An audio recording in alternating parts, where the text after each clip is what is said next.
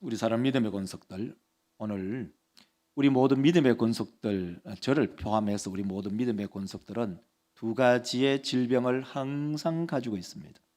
그 한 가지의 질병은 육체적 질병이고 또 다른 한 가지는 정신적인 질병입니다. 무슨 말이냐면은 우리 모두는 육신의 질병, 암이라든지 또는 백혈병이라든지 생명이 위태한 질병이 아닌 우리의 일상생활 속에 무좀, 우리 남자분들은 국가에서 준 평생의 훈장 무좀 갖고 있잖아요. 무좀 갖고 있다고 해서 우리는 당장 죽는 거 아니에요. 습진 갖고 있다고 당장 죽는 거 아니에요. 아주 큰 질병으로부터 시작해서 작은 질병까지 우리의 몸에는 같은 질병들을 다 가지고 있어요. 질병 없는 사람 한 사람도 없어요. 오늘 점심시간에 한옥선 권사님 가서 인사를 했어요. 권사님 다리를 젖신데 왜 젖시냐니까 일을 너무 많이 해서 연골이 닳았대요. 우리 모두는 다 육체적 질병 가지고 있어요. 그와 마찬가지로 우리 모두는요 정신적 질병을 가지고 있어요. 한 사람도 빠짐없이. 근데 우리는 착각한다. 무슨 착각하냐 하면은 나는 정신적으로 온전하다 생각해요. 우리의 육신도 큰 질병 없이 살아가니까 우리가 거의 건강하게 살아가는 것 같지만 내가 인지 못한 질병을 내 몸속에 다 가지고 있어요. 그래서 발견하지 못할 뿐이고 때로는 그것이 암세포가 자라나기도 하고 때로는 우리 가운데 뇌종양도 있고 때로는 간암도 있고 폐암도 있고 자궁암도 있고 유방암도 있고 있는데 그것을 발견하지 못할 뿐이에요. 우리 모두가 질병 가지고 살아요. 그와 마찬가지로 우리의 모든 정신세계에서도요 이 땅에 육체를 입고 육체를 가지고 사는 모든 사람은요 다 정신적인 질병을 가지고 살아요. 그 정신적 질병에는 여러 가지가 많죠. 우울증, 조현병, 불안장애, 불면증, ADHD. 그 중에 하나 예를 든다면 회피성 인격장애라는 질병을 오늘 본문 속에 한 사람이 가지고 있어요. 그 사람이 누구냐? 모세죠. 이 회피성 인격장애라는 것은 이래요. 거절에 대해서 굉장히 민감하고 예민해요. 그로 인해서 사회생활을 하기가 어려워요. 자신을 거절하지 않을 것이라는 확신이 들은 사람에게만 자기가 어떤 부탁을 해요. 내가 무슨 부탁을 저 사람에게 하면 저 사람이 나한테 거절할 거지 하면 아예 부탁 자체를 하지 않아요. 그러면서 사회성이 떨어지죠. 오늘 본문 말씀을 가지고 큰 제목이 바로 이거예요. 두려워하지 말아라. 두려움을 극복하라. 첫 번째는요 이겁니다. 우리 모두는 거절에 대한 두려움이 있어요. 우리 모두는 거절에 대한 상대에게 무슨 부탁을 하면 저 사람이 내 부탁을 들어줄까? 들어주지 않을까? 그에 대한 두려움을 우리 모두는 가지고 있어요. 그래서 오늘 모세가 하나님께서 모세에게 명령했지만 모세는 바로나 이스라엘 백성들이 자기를 거절할 것에 대한 두려움을 가지고 있었어요. 하나님께서 명령합니다. 모세에게 출애굽기 3장 10절 한번 보겠습니다. 이렇게 말합니다. 내가 너를 바로에게 보내어 너에게 내 백성 이스라엘 자손을 애굽에서 인도하여 내게 하리라 라고 명령했어요. 그런데 모세는 어떻게 답을 하냐? 오늘 본문 말씀 4장 11절 여러분 빨간 글씨 읽으십시오. 모세가 하나님께 아뢰되 내가 누구이기에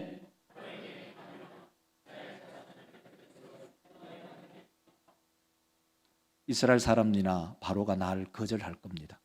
그렇게 딱 얘기를 해요. 하나님이 말해도 하나님이 모세에게 말씀해도 모세는 하나님의 말씀보다는 저 사람들이 바로나 이스라엘 백성들이 날 거절할 겁니다 하는 그 두려움이 훨씬 더 크다는 겁니다. 그래서 이 모세가 하는 얘기가 이렇습니다. 10절을 읽겠습니다. 10절 모세가 여호와께 아뢰되 주께서 주의 종에게 명령하신 후에도 역시 그러하니 모세는 자기의 마음속에 자기가 말을 못할 뿐만 아니라 혀가 뻣뻣하다. 혀가 뻣뻣하면서도 하나님께 말 대꾸는 잘도 하지요. 신기하잖아요. 우리 믿음의 성도들, 우리 모두는요, 육체적 질병을 가지고 있으면서 큰 죽을 질병이 아니면 우리는 건강히 살아가요. 저도 무좀이 있거든요. 무좀 가지고 살아요. 그와 마찬가지로 정신적 질병에 큰 정신적 질병을 앓고 사는 사람도 있지만 우리 모두는요, 모두가 어느 한 사람도 제외 없이 예외 없이 우리 모두가 정신적인 질환을 가지고 있습니다. 자기는 완벽하다고 생각하는 사람이 오히려 정말 정신병자예요. 자기의 부족함, 다른 사람 대인관계가 원만하지 못한 어떤 문제가 딱 수면 위로 떠올랐을 때는 그 문제를 해결하기보다는 먼저 감정적으로 그 문제를 접근하려는 그런 감정을 조절 못해요. 이런 것들이 다 정신질환의 한 부분이에요. 대인관계에 원만하지 못함. 여러분, 여러 성도들이 계시잖아요. 여러 성도들이 계시기 때문에 그분 한 분 한 분이 다 달라요. 그렇기 때문에 색깔이 어떤 분들은 극단에 있는 거죠. 어떤 사람은 하얀 색깔을 가지고 있는 반면에 어떤 사람은 까만 색깔을 가지고 있고, 어떤 사람은 파르스름한 성격을 가지고 있고요. 어떤 사람은 빨간 성품을 가질 수 있어요. 그러니까 다양한 성도들이 모여 사는 그곳에는 여러 가지 정신적인 갈등들이 일어날 수밖에 없는데, 혹자는 내가 완벽하다고 생각하는 그 순간에 다른 사람들과 대인관계를 다 깨뜨려 버려요. 어떤 문제가 발생하면 나의 인격도 완벽하지 못하기 때문에 상대를 이해하기도 하고 상대가 나를 이해하기도 하고, 그렇게 되어야 공동체 생활을 할 수가 있는데, 그것이 안 되면 공동체 생활하기가 굉장히 어려워져요. 자, 그래서 두 번째로는요, 우리 가운데 두려움을 제거해야 되는 거예요. 목자와 부목자님들은요, 거절에 대한 두려움, 그리고 목장 식구들도 역시 거절에 대한 두려움들이 있다는 것을 기억해야 돼요. 다시 말해서 이런 거죠. 우리가 11월 19일에 우리가 새생명 축제를 하면 우리가 전도, 복음을 제시하잖아요. 복음을 제시할 때 이미 우리의 마음속에 뭐가 있냐면, 내가 복음을 제시할 때 저 사람이 나를 거절하면 어떻게 될까 하는 그 두려움이 우리의 마음속에 기본적으로 있는 거예요. 그와 마찬가지로 목자와 부목자도 거절에 대한 두려움이 있고, 목장 식구들도 거절에 대한 두려움을 가지고 있어요. 그것을 제거해야 된다는 거죠. 그러면 우리 목장 식구들이 두려워하는 것들이 뭘까? 한번 나열해 보겠습니다. 이런 게 있어요. 모임 자체에 대해서 모르기 때문에 생기는 두려움이 있어요. 목장 모임을 한다 하면 그 목장 모임이 두려워요. 그 이유가 뭐냐? 가령 나에게 기도를 시킬까 봐. 혹시 성경적인 얘기를 하다가, 성경 이야기를 하다가 성경의 질문을 우리 목자나 부목자가 던질까 봐 한 그 두려움이 우리 목장 식구들에게 존재합니다. 그러니까 성경의 질문을 받으면 거기에서 성경의 지식이 짧으면 성경의 지식이 짧음에 대한 두려움이 오고 있는 거죠. 그리고 뿐만 아니라 이런 두려움도 있어요. 너 혹시 기도시킬까 봐. 그죠? 기도시킬까 봐.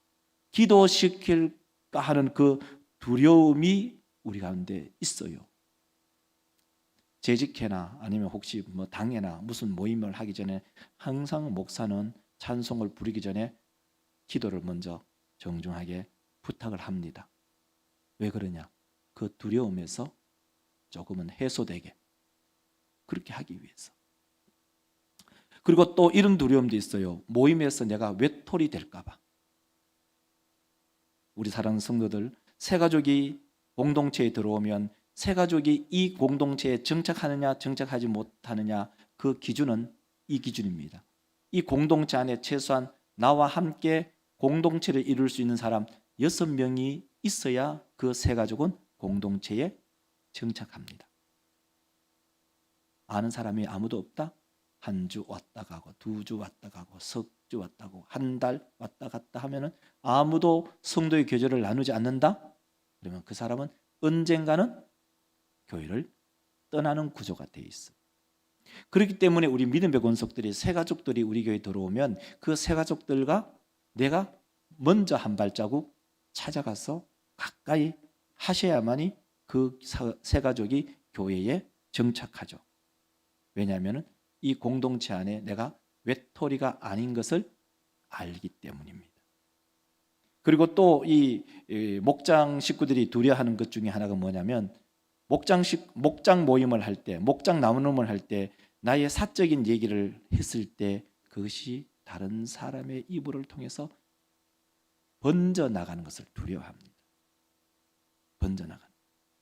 그렇기 때문에 나의 사생활을 쉽게 오픈하고 나누기가 어렵습니다. 그러므로 우리 믿음의 성도들, 우리 목장 안에서 있었던 그 나눔을 그를 위해서 기도하는데 그것을 사용하셔야지, 그것을 다른 사람들에게 입으로 전달되어서 악한 영향력을 미치는 데는 절대로 사용하셔는 안 된다. 목사도 때로는 성도들에게 상담을 할 때는 그 상담을 들은 얘기는 목사 입으로 발설하지 않습니다. 그분이 비밀을 지켜달라고 하면은 반드시 비밀을 지켜줍니다. 나중에 알고 보면은 본인이 그 이야기를 하고 다녀요. 목사가 절대로 얘기하지 않습니다. 본인이 그 얘기를 하면은 어쩔 수 없지만 그분과 약속한 바는 반드시 지킵니다. 우리 믿음의 성도들, 우리는 이러한 두려움 속에서 살아가는데 이 두려움을 제거하고 이 두려움을 벗어나는 그러한 우리 믿음의 공동체, 또 목장 나눔의 공동체가 되기를 주의 이름으로 축원합니다. 그렇습니다. 두려움을 극복합시다. 두려움을 극복해요. 왜? 우리 모두는 정신적인 질환을 다 가지고 있습니다. 목사도 완벽한 인격체가 아니에요. 목사도 거기에 대한 결함이 있어요. 목사도 거기에 대한 인격의 병이 있어요. 잘 삐지기도 하고요. 자존심을 내세우기도 하고요. 때로는 사람 대인 관계를 원만하게 못할 수도 있고요. 때로는 분노를 조절하기가 어렵기도 하고요. 이런 인격적인 장애를 우리 모두가 다 가지고 있어요. 그런데 사람들은 생각하기를 뭐라고 생각하냐면, 목사부터 착각하는 게 그거예요. 자기는 완벽하다 생각해. 웃기죠? 여러분의 몸에 질병이 있듯이 내 정신세계에도 일정 부분 질병이 있구나 하는 걸 인정하면, 어떤 공동체에 갈등이 생기면 상대를 먼저 손가락질하는 것이 아니라 내 자신을 먼저 뒤돌아보죠.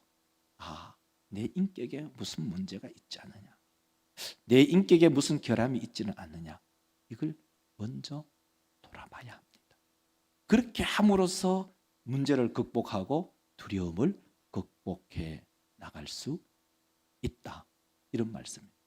이 말씀을 통해서 우리 모두가 두려움을 극복하며 성도와 교제, 목장의 나눔을 아름답게 하는 그러한 우리 모든 자연계의 근속들이 되시기를 주의 이름으로 축원합니다.